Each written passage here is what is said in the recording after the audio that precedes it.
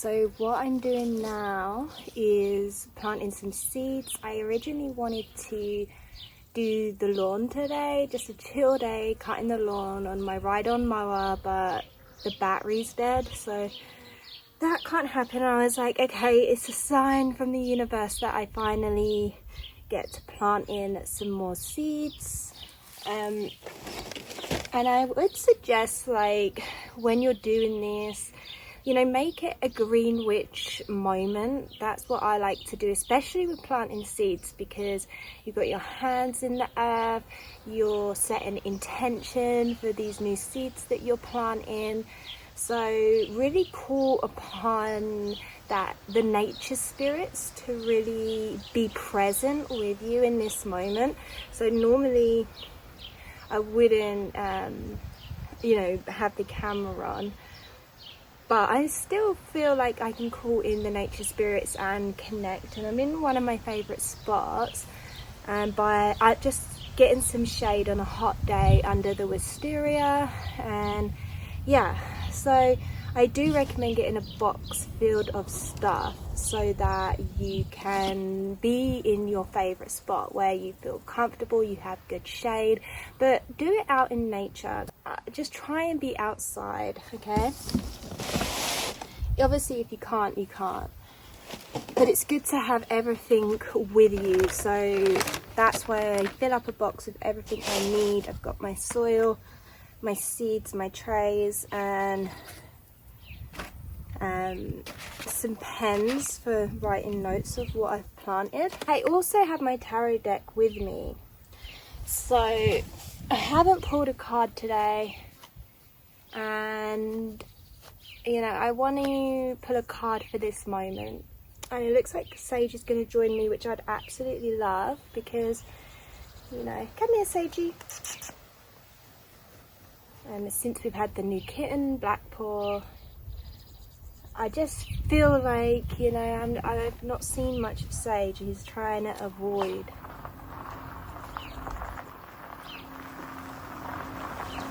So I have my friend and my partner just pulled up. Spirit guides. What do I need to know in this moment right now? While I'm setting these seeds into the earth, what card and energy can I be contemplating? And especially if you're trying to create a tarot dialogue, or like even just learn the tarot if you're new to this, and this is a really good technique you can use for learning the tarot, by picking a card in a moment and seeing what message you can get from that intuitively for the moment, and really try and do it intuitively. I'm also kind of worried that you can't hear me, so hopefully you can. But it's beautiful with the sounds of the birds and nature. And what do I need to know in this moment? Oh God, powerful card. Okay, we have the Judgment card. So what I'll do is maybe I'll be contemplating this card as I'm doing my work, and if I remember at the end of this, I will discuss with you what I got from that. So I want to just I'm going to prop it like under the tripod so that it's a reminder for me. It's a very positive Judgment card. So also when you're doing this intuitive read, you really want to look at the art of that card that you pulled, because you know each deck has different style of art, and you might just be going off memorization from the Rider-Waite system, which is definitely how I learned, but the art can really help you get new, fresh, intuitive insights. So you see how that Judgment card is a very kind of happy Judgment card, and it's almost like following a calling, right? So I'm already contemplating this out loud with you, when really I need to start doing my seeds and having my process, because I know more will come as I'm just getting in the flow, listening to the birds. It's a natural hemisync treatment, basically, just being out in nature, and the way the sounds come in and out of different ears, different sides. It's very similar to hemisync, and it is probably where the hemisync concept and idea comes from. But it's so powerful, it works really well on me. So if you haven't tried hemisync, you know, you can go out in nature and get the effect, just not having headphones in, just really listening, being present. But you can also go on YouTube and there's lots of hemisync tracks. Okay, so, you know, I was feeling a bit glum today, so I'm going to go for the colour over the black.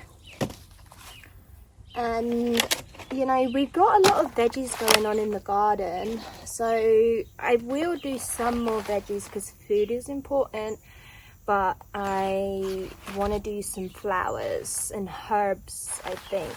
More flowers, more herbs. So first I'll have a look, and I've got all my seeds. I know there's more scattered around, but I sort of grabbed what I might want to plant.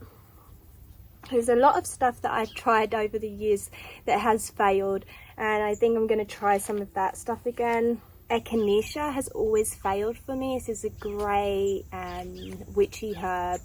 It's great for medicinal benefits, but it just struggles so much here. But the first time, this is the first year out of the 2.5 that it's actually got some seedlings going and it's working. I think I will plant some catnip for the kitties because they love that. And I've got the St. John's wort here. I will have to look up after that this is definitely the medicinal one, because my friend, she had St. John's wort in her garden, and she said that she only found out after all the effort of making it into a tincture that it was not the medicinal kind. Some chickasee, anisey, lots of stuff I can't pronounce well. I might do some more mugwort, but I have a pretty established mugwort plant, so it's not horehound. I want to try. This one is another medicinal herb. I think the name is hilarious, horehound. Viola, these are the cutest little flowers, and I've never had success with them, so I'm going to try that again. Comfrey is really good for making into salves for back pain. Again, I've not had any success with this. It just seems crazy, some of the stuff I haven't had much success with. Milk thistle I grew and really regretted it. I grew it to harvest the seeds for medicinal reasons, but the seeds are ridiculously difficult to harvest, that I think I'm better just buying organic, like batch amount of them and making a tincture out of that. But I'm not going to grow it again because it's just like a weed. It spreads, it's super prickly and difficult to harvest. Borage is great for the bees. It also makes a nice tea. It has like a cucumbery taste, and it's just a really great companion plant because the bees love it. Carnations are one of my favorite flowers. So I love roses, they're my favorite, but carnations to me are like fake roses, so I just think they're so pretty. I think, yeah, I'll start with some flowers and medicinal herbs. Just going to do another check that we're recording. Yep. Oh crap. Okay, yes we are. And let's get some soil going. So I guess I can just talk, because if I go quiet, I'll just fast forward, and that would be because I'm contemplating with my judgment card and my spirit guides. It would be a pretty boring video if I'm just quiet the whole time. Something interesting happened the other day. So you guys know that I work with dragon guides. And I wouldn't say I'm a draconian witch. I just like I feel like I just have my own connection with them. They came to me, and you know, I've always felt this like kinship with the dragons. I've had like very memorable dreams over my life with dragons, and I just think dragons are cool. Like, who doesn't? They're really awesome. But yeah, I wouldn't say like I am a draconian witch. Just like because I work with Mother Mary, and it doesn't mean I'm a Christian witch. I guess I just have an unusual mix of guides. I also love working with animal guides and spirits. So anyway, I really haven't been feeling much with my dragon guides lately, coming from them. And you know, I guess I should probably do a video on this soon, but basically it was my dragon guides that taught me how to do this special kind of energy healing on people and on myself. Originally they were showing me to do on myself, and I found it very helpful, and that was like interesting, and that was sort of how they first came into me. It was like their main motivation. And I say there is 2 dragons, but one's very quiet. I don't see much of him or her, and I feel like she has a feminine energy.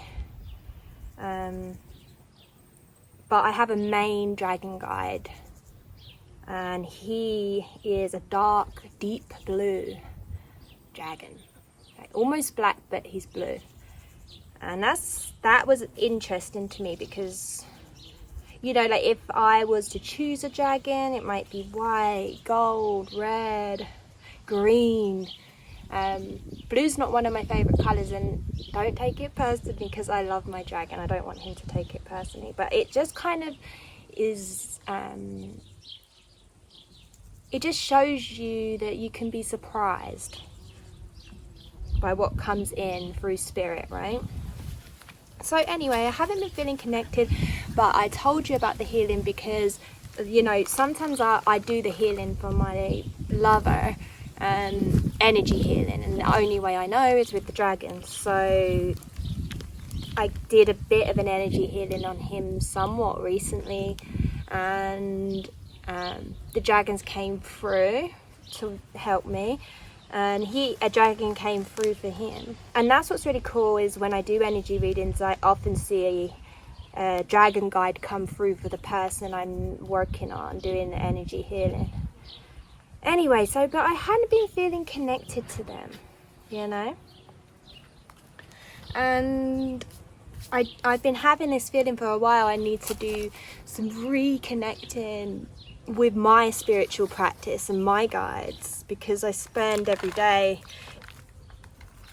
reading messages of the tarot for other people, and you know, I don't give myself time for myself much. So I had this dream that I had a baby. I don't have any kids, if you don't know me yet. And I had a baby in this dream, and we ended up calling the baby Dragon, which, don't worry, I'm not going to call my baby Dragon when that happens. But I remember it was so vivid and so real that when I woke up, I thought I really did have a kid called Dragon. And it stuck with me. You know how those dreams stick with you, but I don't think too much of it. It's not like my dragon showed up in the dream. And then later that day, got these giant ants.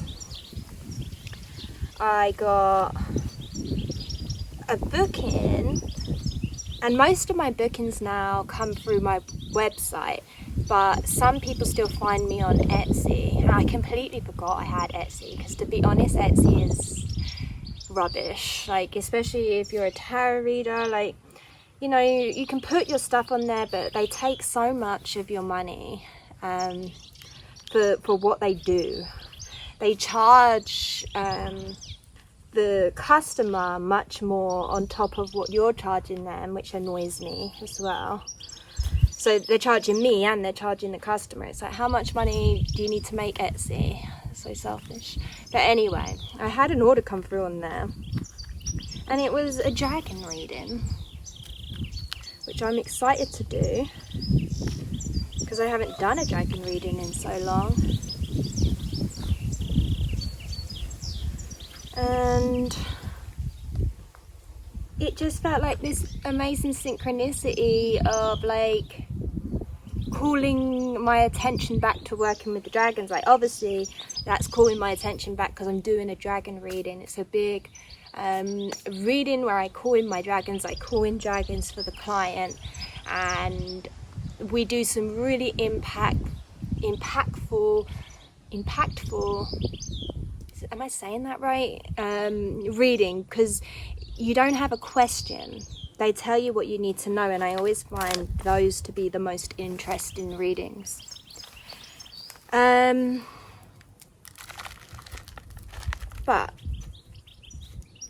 yeah, I just thought, I don't know if that really is an interesting reading story to share, but that is my story. The point of the story is that you don't really... What is the point of the story? I guess the point of the story is that your spiritual practice will find you at the right time and in the most unexpected way. Always in the most unexpected way, because you know, I'd actually been thinking a lot more about Mary, because Mary's gone quiet on me. A lot of things have gone quiet on me. I'm not too worried about it because I'm at a very, you know, thank my beautiful guides for being here for me, because you know, life is really good at the moment. And I guess that could be why spirit has gone a bit quiet. This is so rambly, this video. Yeah, so if your guides have gone quiet, just try not to worry about it, because they'll come back to you when you're ready, when the time's right. And it might be a new guide, it might be one you haven't worked with for a while. It's not always going to be the one you're calling in. Hello, I'm not live. Oh, okay, cool.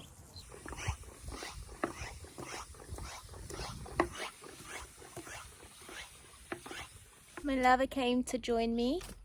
Yeah. Yeah, so we're all done. We got a ton done. You can see that whole wheelbarrow is filled with trays of seedlings. We're going to head over to put them in the garden thing.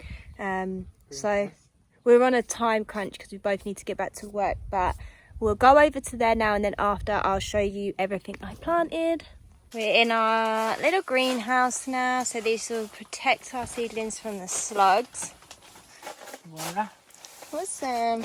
So they shouldn't dry out because they've got nice puddles at the bottom, so fingers crossed. Okay, so these are all the seeds I planted. Obviously, you know we did the parsnips and the carrots.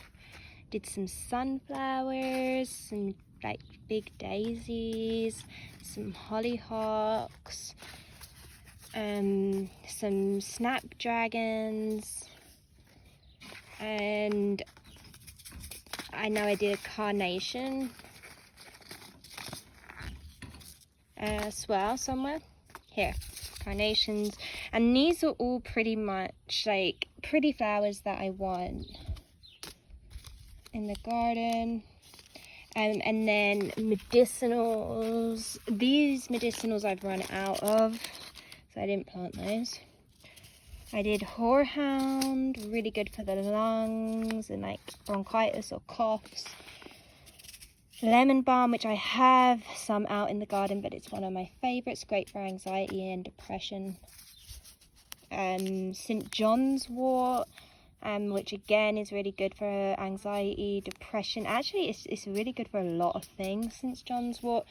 If you're gonna get, I think this would be a high priority herb to get if you've got limited space for medicinal herbs, but you're a green witch and you want to grow some of your own. St. John's wort has so many benefits, I'd highly recommend it. So I did this white echinacea, and everyone knows echinacea is really great for the immune system and many things. I did some aniseed, which has a lot of health benefits, digestion. Comfrey I did for medicinal. I want to make a salve with it for muscle pain, back pain. Is that all my medicinals? Yeah. So then I did companion flowers, cosmos, a good companion flowers. I was meant to do marigolds and nostalgians, but I didn't get around to it. I just ran out of time. But I did also put in a ton of beets, but these like funky beets that have this awesome pattern. But yeah, that's everything. And I do need to go back to work right now, but I'll definitely share my thoughts on the judgment card before the video's over. Okay, so we've reached the end of the video, and yeah, I'm like a week later to recording this, but I still wanted to talk about the judgment card and the contemplations that I had that day whilst having my green witch moment, hands in the earth and planting the seeds. God, I just love those moments. I truly think that's what life is all about. And really thinking about it now, like I couldn't have had a better card for that moment. And isn't this what we all love about the tarot?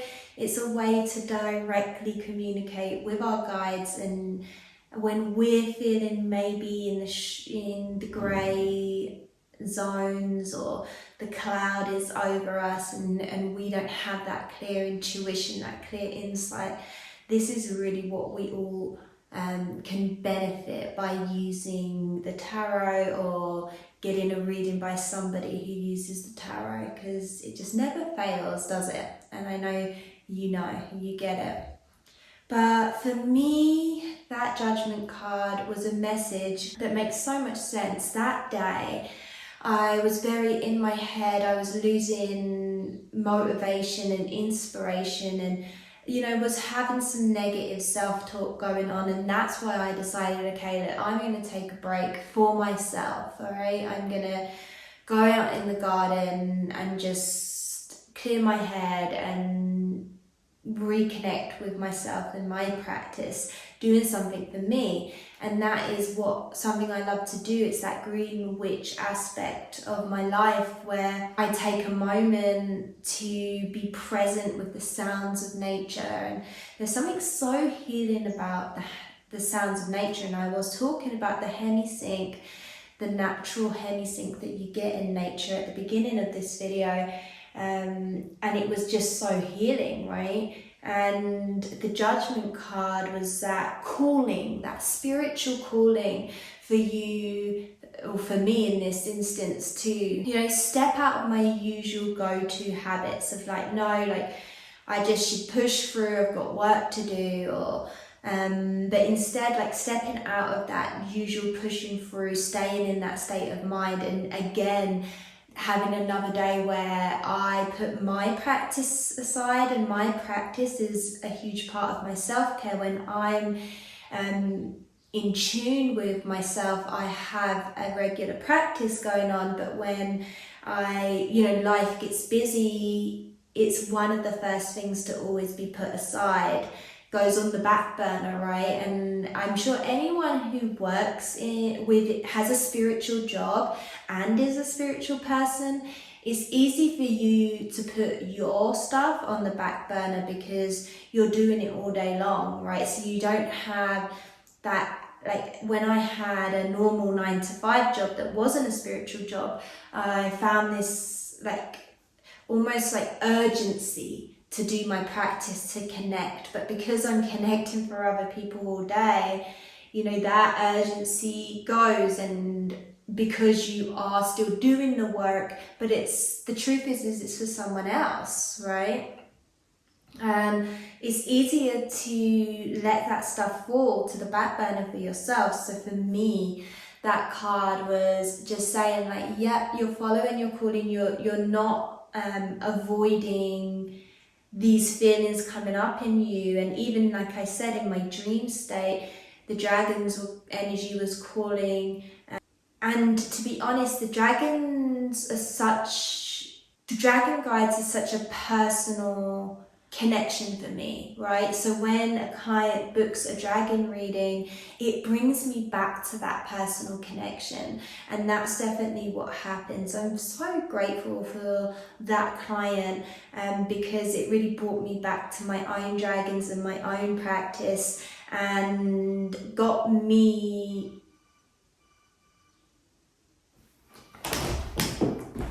Sorry, I had a work call come through, but that is definitely a sign I need to get this wrapped up. This video is long enough, but yes, as I was saying, basically the judgment card for me was a calling towards a new way of coping. Instead of putting my head down, just pushing through when I'm busy, how about I start prioritizing my own practice more? And that's definitely what I was doing in that moment.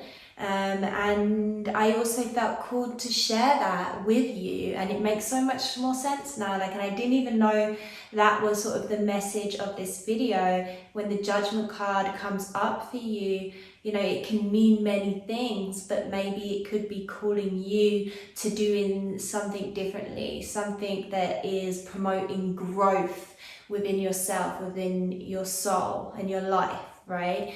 And growth for me is when I get busy, actually stopping and still making time for myself and my practice. That's huge, and I hope to continue this because I was able to come back after I just took that hour to, you know, have that Greenwich moment, which I keep saying, and spend time in nature, have that natural hemisync, and it brings you back, okay, to yourself. And we could just take half an hour, it's really not much in those busy periods, and take that time for ourselves.